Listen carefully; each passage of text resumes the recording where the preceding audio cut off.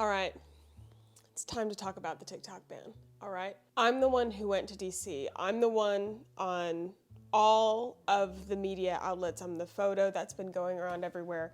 Me and my friend Callie. There were two other creators as well. They're True Crime Mama and Tiffany Seancy are two of the major creators that were there doing a lot of reporting. But me and Callie went together. And so leaving, when we were in front of the Supreme Court, I really didn't think that we would get the decision that we did. All right, the hearing is done. Here's my update. Everything I say is going to be based on my opinion, okay?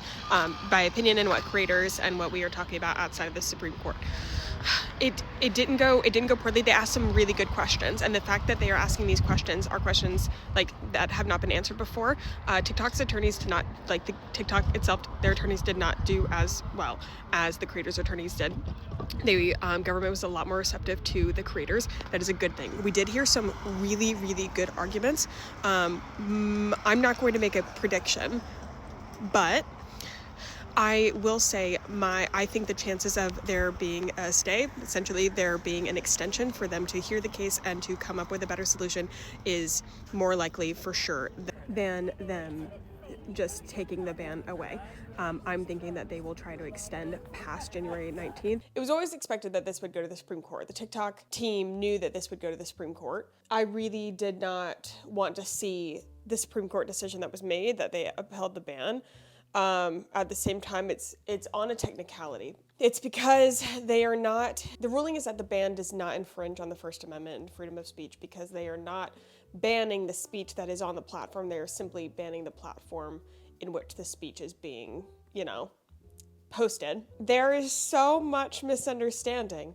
There's so much misunderstanding, and, they are claiming that TikTok is a national security risk because of it's the Chinese parent company ByteDance. ByteDance was founded on American venture capitalist money, and TikTok is an American company headquartered under ByteDance, but headquartered in California with thousands of American employees. 7 million small businesses are on TikTok making money.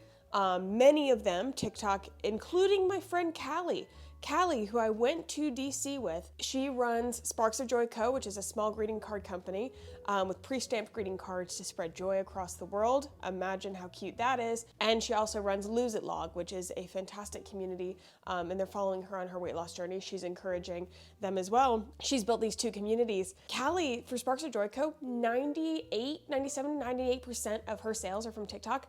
That's an American small business wiped out. She is an American with an American small business, taking the money that she is earning, putting it back into the American economy. That is the case for 7 million American small businesses that are currently on TikTok that would lose everything. There are hundreds of thousands of creators. And actually, let me not call them creators, because of people, okay?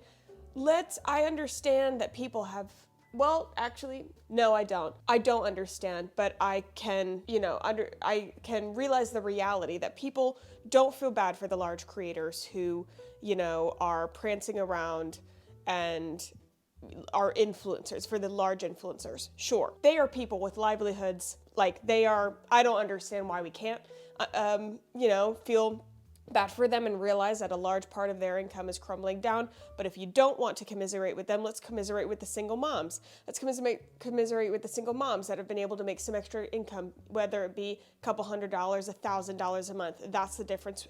Food on the table, putting your kid in soccer practice. That is the difference between being able to afford to get your kid into that camp, pay for better schooling, better housing. There are people like that. There are people who have been laid off from their jobs. They came to TikTok to find community. They were able to bring it up into a business, and now that is their main source of income, because they were laid off of their position. I did cry this morning because, for several reasons. My hope took a tumble, tripped a little, and even though it's not over. This is getting posted Saturday before inauguration. President-elect Trump said that he wants to put in, 100 executive orders or something on the first day. Also, I want to give a shout out to Under the Desk News. I have not been paying attention to many news outlets and many news creators just because it gets very noisy, and I also don't want to get information based on clicks, headlines, just sort of headline chasing. Under the Desk News has always been a source that I've really, really trusted. So I want to absolutely support them. And I've gained a lot of knowledge from them as well as other creators. But anyway, I heard from them that Trump wants to put like 100 executive orders in on day one or something like that. Shou Chew put out today is Friday that I'm filming this. He put out a video saying that he is hoping that President-elect Trump steps in and he will be at the inauguration, which I think, considering Trump is our Hail Mary, that absolutely makes sense. It's not over.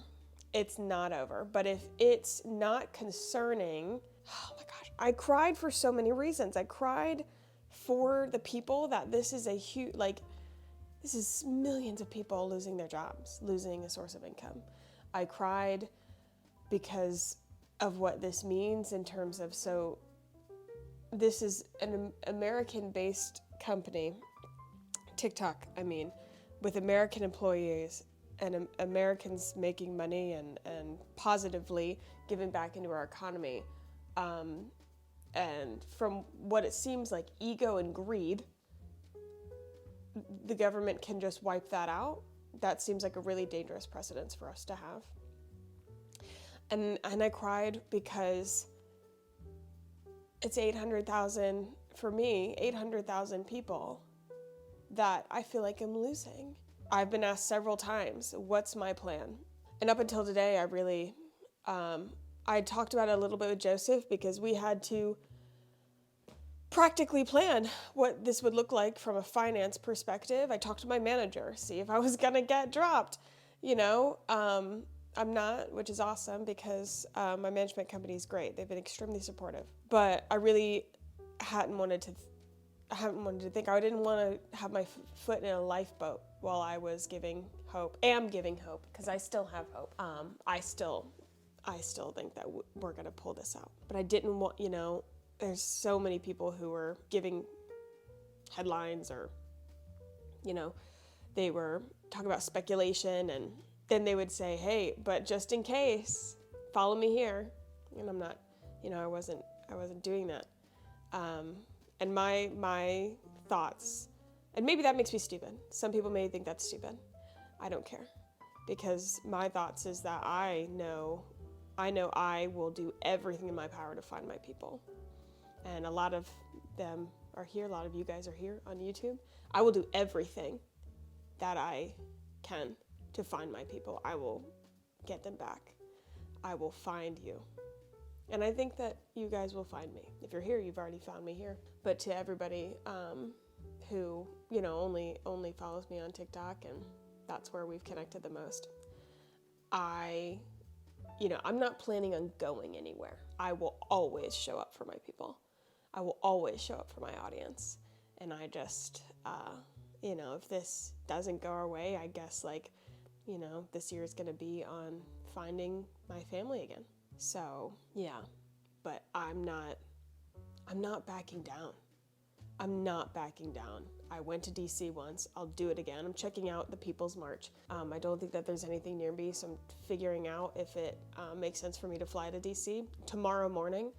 I honestly don't have enough information on the People's March to know if that's something that we're doing or anything like that. But it's a really crazy time and a really weird concept to grasp. But I'm not giving up. I'm not giving up. This is not over. We still have options. And I will not accept that the government can just take away this platform. I cannot accept that. So anyway, if you're here, I love you. I'll fight for you to the end. And if you have any questions about what this week has looked like, what DC was like, happy to answer them, and I'll comment back to you guys. We went to DC on our own accord. me and Callie. We said we're going to fight for what we believe in. I will still continue to do that. And our goal was to get our voices heard, and our voices were heard. My picture's all over the place. I've got more news interviews today with BBC, and had one with some local news stations, and I'll keep talking to people. I will keep shouting, because this cannot happen. This cannot happen. I love you guys, and I'll still be here. No matter what, I'll still be here for you, and I'll keep going wherever you are. I'll just find you.